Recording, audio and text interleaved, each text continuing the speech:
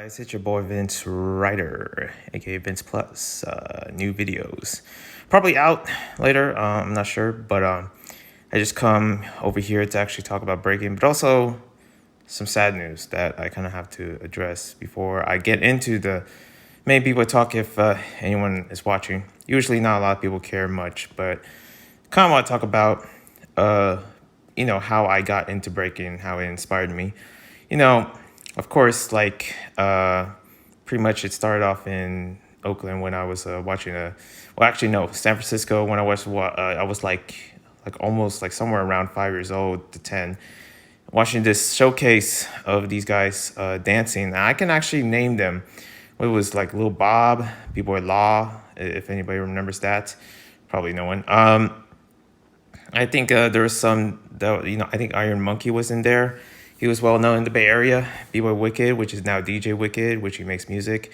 He's somewhere in San Francisco at the moment. But yeah, those were one of my biggest inspirations of breaking, and pretty much not only that, crews in general as well. I was inspired by like Massive Monkeys. I was inspired by Zulu Kings, and also Top 9 was also a huge inspiration of me. I never thought that there would be any B-boys, or B-girls in Russia. This was before I ever discovered Russia itself, like somewhere around '08, such a long time ago. And yeah, basically when I discovered like Ukraine and Russia, like pretty much one of the known crews, at least somewhere around '05 or, around 2010, which was like 10 years ago, was a crew called Top 9. And they were pretty much one of my favorites. They had a long lineage of breaking. And right now, sadly, they lost one of their members. B-Boy Walt from Top 9 sadly passed away a couple days ago. And one of the people that I look up to, like, B-Boy Costo, B-Boy Robin, pretty much, had to deal with this loss. And those were the B-boys that kind of, at this point, at least, Ukraine and also Russia, inspired me to break again. I know that they're kind of like overcrowded when it comes to breaking, like way too much, especially how one of the first gold medalists is from Russia in breaking, in that discipline. But it's sad to see that one of them, passed away, especially how they're like a big, huge inspiration. And especially Waltz, how he's just like not one of the most craziest from Top 9 or one of the craziest from Russia. But I just see him, he's like this, original, and also how he looks so much like a leader of the crew. And the fact that he, and I don't know him personally, but it's just sad that, that he just was gone. And pretty much when it's that one of those feelings where you feel like they had like a big impact in the community, especially from all the years whenever I see Top 9, he was there. And he wasn't the one really stand out, but it was just still sad to actually lose one, and pretty much I don't like anybody in the culture passing away, so that was sad. And to actually just, I don't know, it's just a lot of feelings that I just don't, that I'm not really sure, because I don't know the guy, but I know for a fact that Top 9 was, a huge inspiration of my breaking, from battling to show presence and just the sense of clothing. And also, this sort of inspired me to actually look back at older footage of Top 9, whether it was UK Champs or Battle of the Year. They were just like, big inspiration. So rest in peace to Walt. I just want to give my condolences. That's the same thing with my post. I posted on Instagram where I just gave my condolences to B-Boy Walt. So yeah, that was hard. That was hard to witness. So pretty much other than that, let's get started. I've been late on doing this. I actually wanted to do a B-Boy talk, but I haven't had time because I have college. And also right now, after this, I have to organize to get ready to pick up my boy Stefan so we can actually make some videos together. So a lot of things is going on here in this channel. So I don't know where to really start at all, other than having to just talk about whatever it is on the list. So that's basically what I'm gonna start with, And yeah, let's go into this. Before I begin that, let me tell you, college has not been really fun and pretty much has been a little satire. I guess my work ethic has improved a little bit. due to the college work, especially here in the U.S. But it's like, it's still like in and out in some places. Pretty much. I can only imagine how, colleges like around, like, especially places where I'm from, like, in China, in the Philippines. But I heard like in places in China, they're like strict and stuff. And I've been interested to actually watch videos of, stuff going down in China, especially when I heard about the whole video game ban thing, and also their, like, strict policies for kids playing video games over there, and also how the face sensors, which was like a month ago that they announced in China that was going on. So yeah, and pretty much I really want to talk about China because for some reason when it comes to, as I remember, Bboy Lucy Sky from Ukraine, basically, like, the only places that he ever been to really when it comes down for an excitement of breaking was China. And for some reason, China actually, paid a lot of these dancers big money. I think I remember, like, what was this? Like a few days ago, the Green Tech, Poppin' C. One of the top people in the Poppin' community, Poppin' is part of dance. There's locking and poppin', but poppin' being kind of like one of the biggest street dance. I mean, breaking is one of the biggest street dances ever, to the point where it's in the Olympics. But in the poppin' community, for some reason, China is like the place to go, and if you want to make a successful career out of poppin', and for whatever reason, they kind of treat, like, with these poppin' stars with great respect. They're at a TV show in China, and that's where they have it. I don't know what is going on in there in China. I don't know what in terms of, like, because of course, like in pretty much in American media, I don't really see it much, but is just, and of course I never been there, I never been to China, other than the fact that, me growing around in the Philippines, I haven't seen, like, like anywhere else around China, and also from there, because I just didn't really care about it. It was just like that big place that just so happens to be close.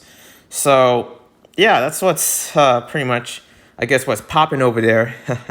But yeah, I'm going on through these reads, and I've been busy with that. I also really want to talk about Nasty Ray with his whole thing that he has been through. So there's this whole thing going on in the B-boy community called Team Chanclas, especially here in the U.S., where it's like, Chanclas, I think, is slipper. I think they call it in Spanish. And yeah, pretty much Nasty Ray has created this movement called Team Chanclas. So he was at the BC1 US Cypher, and that happened like a few months ago. And he didn't win, but he wore slippers in the battle. And apparently he got a lot of slack for that, because it was when DJ Renegade actually called him out for it. Saying that's disrespectful. Look, all this money that Red Bull spent. And basically just Renegade being a complete, like, couchy, like, he was just very scummy around talking down on Nasty Ray in terms of, like, looking at Nasty. And I get it. When I saw Nasty Ray with flip-flops in battling, there is a part of me where it kind of looks like it was just spoiled. Like, he didn't care. Yes. But it wasn't really that big deal. But my goodness, DJ Renegade took it personally. And also, B-Boy Wicked didn't really like it at all. One of the OGs, basically, didn't really like how, Nasty Ray was wearing flip-flops and got a lot of slack. But at the same time, he also got a lot of love from the community, because seeing all this hate that he didn't deserve from the OGs kind of makes sense. And also, like, with the slippers, like, I feel like I see him, pretty much like Nasty Ray has been in the scene for a long time, and pretty much he just doesn't care much. Like, I don't expect him to care whenever he goes to a battle. He actually, been to many battles. So especially BC1, a lot of times from the outside looking in, because I never actually battled in the BC1. I did prelims, but it didn't really land me anywhere in the battles that I wanted to go to, but because I suck. And pretty much seeing Nasty Ray, just like in his prime, like years ago, like it really is nothing to no expectations of him actually going hardcore. And if he does, then it's probably a good thing, due to how the judges see good taste from Nasty Ray, especially how entertaining the battles were during, like, last year with this whole Zoom battle thing that Nasty Ray actually used in his, disposal. But it was, yeah, I mean, he didn't deserve the hate. But it was a good thing that he built a fandom, built like literally so many B-boys and B-girls actually memeing on the idea of Nasty Ray, Team Chanclas, whole thing. So he got a lot of, love for it. Not really a lot of hate. I mean, he did got some hate. It was kind of unfortunate kind of hate because, I mean, DJ Renegade went in on Nasty Ray with this whole like flip flops. He was taking it way too personally. I'm just like, there's nothing to take personally of Nasty Ray actually just, being like that at all. Like, I don't get it. There's nothing to be mad about. Yes, I do get how, Nasty Ray, how he was, didn't really look at this whole BC1 thing a big deal. I don't look at it as a big deal. Him battling it, like, yeah, whatever. But, if it wasn't the World Finals, yeah, it would kind of be a little bit like, Now, if it wasn't the Olympics, ooh, yeah. Pretty much, if Nasty Ray wore flip-flops in the Olympics, which I guarantee you a lot of people will literally like, oh man, you should wear flip-flops. Yeah, and pretty much the thing is that I saw the story time with Nasty Ray actually wearing, flip-flops. He actually had a good excuse about it, saying that he has like also shoes that he's gonna wear in the next battle. It's just that for this prelim or in one of the round ones that he just so happened to wear flip-flops and there's nothing you could do, and he pretty much had shoes ready on the next battle. But it is what it is. Also, next news, pretty much shout out to Gravity. He's been doing these black screen things, and pretty much at first I was like, what the heck are you doing, Gravity? Like, he's like doing all this like, black screen after black screen posts. If you look at his Instagram, it's a bunch of black screens and a bunch of black posts, just nothing on it. I don't know if it was like, at first I thought it was like, is this some kind of like protest or something about his like new brand idea? Like 9 posts later, wouldn't like he show like a symbol or something coming inside the black post? Nothing. But there was a reason, which also didn't make sense. But also like I guess it was his interpretation of it. Gravity is going through some kind of surgery. I guess he was injured and he's at this point where he doesn't seem happy. I don't know what's going on with Gravity. I don't know what's going on in his mindset. Me knowing him and me actually meeting him at the Styles Element, like he was a motivated, cool dude, and I had nothing but good vibes around Gravity, and I really do miss him, honestly. That's why when I was looking at these posts, I'm like, what the hell is going on? What are you doing, Gravity? Because I really do want to see some more Gravity. I kind of miss him because, he was just motivated, and also I want to see his work and of the catch wreck, with the new sneakers that he's going to make. But no, nothing like that at all, because apparently he was injured. But also it was like, I don't understand with the whole black screen posting at all. But then again, it's like, okay, there has to be a certain idea why he's doing this. But I really couldn't think of it at the moment. But, if Gravity does see this, hope he gets well. That's all I can say. That has to be very hard to deal with. And, prayers to him. Prayers to anybody, I guess. Because right now I'm breaking, there's some dark times, but also there's some good times. Especially good times online on YouTube, seeing Flea Rock commentating on some of these battles, of course. So that was dope to see. And, pretty much I never thought Flea Rock would actually, get to this point to react to videos, but good thing he does. I mean, he smoked weed while, watching vids. He should collaborate with Spin Theory, Smurf. That'll be cool. I feel like 2 of them will kick it off. I wouldn't be surprised if they collab because it's going to happen and it's going to be dope. But yeah, Flea Rock actually doing the commentary stuff. I don't need to do it. I know that it's sort of hard to do commentaries on YouTube nowadays when it comes to the breaking battles. I was supposed to do mine, but, I just don't want to deal with YouTube's ish. That's the thing. So next up is pretty much I was going to talk about the A Fatty Philly Open thing and how like Zeku sort of like has this somewhat of a beef with Rock Force. I don't know. I just feel like, especially with that fight, how Zeku took this personally with a crew that is from Rock Force, not really called Rock Force, but it was part of Rock Force, basically, Rock Forever. And they almost got a fight within Zeku of, Miami Breaking because, one of the dancers actually stole the hats and wear it. They couldn't push it away, but it really wasn't fortunate.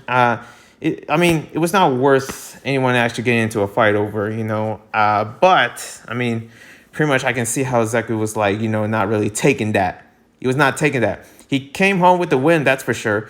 like beating Ives and Bowsy. Shout out to Ives and Bowsy. They killed it at the A Philly Open. That was dope. But Zeku won because he's just that victorious. Dude's a GOAT. He's going to be a GOAT. He's going to be better and better. Like, I'm trying to think to myself, I was like, how is he so good? Is it the vitamin powder sponsor that he's like has?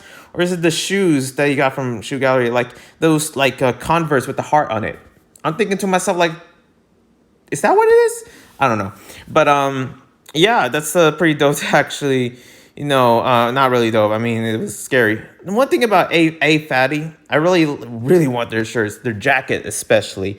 It looks dope. And they're sponsoring a lot of B-boys, especially around Mexico, I saw.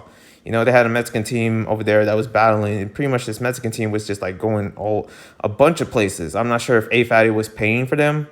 But also another thing about A Fatty was that I saw the payouts and they got cash. A Fatty got money. Like, they're paying these B-boys and B-girls very wealthy. That's for sure. So yeah, and pretty much I was going to talk about the USA breaking pretty much in BC1 USA. I forgot to talk about that when I was talking about my Nasty Ray, talk discussion. And I don't know. All I can say is that Morris, congrats to him. He killed it. But my goodness, Hijack was also a go too.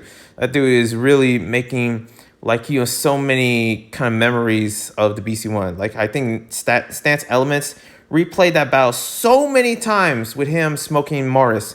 And Morris coming back for vengeance. Like, that was dope. I mean, Hawaii is just killing it in the scene right now.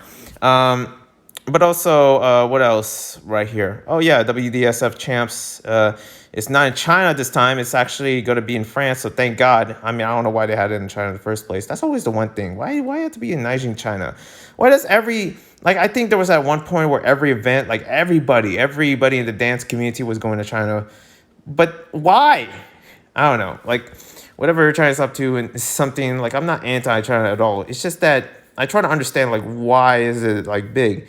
The population, there has to be something unexpected of, like, whether it's, like, the unexpected beauty or the unexpected things. But what China's going through is, like, almost for me, scary to actually go there because of so many things I heard to the point where I'm just like, oh, I don't know. I don't know about it. Anyways. What else I got here? There's some events coming up that BBIC was supposed to come up, I believe, and some other events. God, I just hit I'm looking at my channel, look at my what I have in stores. If anything, I was about to talk about Drake with his new album. I don't think no one in the B-boy community cares about that. maybe not. But yeah, B-boy Kuzia killed at the Banca Funka. That's what it's called. That's funny. 2021, Costo and Robin killed at the Yolta Summer Jam 2021. I think it was a recorded battle that they had. And also especially B-boy Uzi Rock and Amir as well that killed it there. And you got, B-boy Gun killed at the Combo Nation. There was the Combo Nation going on. I saw first off, if there's one thing about Russia, way too many B-boys and B-girls. I mean, especially ones that are not really that good, but for some reason they're in the bracket. I don't know. I don't know. I really want to go to Russia and see for myself. Team France, R1 and Arthur actually win at the Sunsas Jam. Summer, what is it called? Dance Summer Jam, I think it's called. Oh, Forever Summer Jam. Yeah, right. Forever Dance Summer Jam. I don't know. I'm trying to think of the right way. Of the pronunciation, right? Proper pronunciation of that. Okay, Summer Dance Forever. Yeah, they had theirs. I still want to watch it. Literally barely anybody wearing masks at this event. I guess Europe is open, that's for sure. So that's gonna be something to actually witness for myself. Because I just want to see just dance in general, I don't know, like everything is doing good. I saw shout out to Kanatsu, Nike sponsored B-girl that actually was on Complex. For some reason, Complex don't show any love, literally none, to the B-boy community.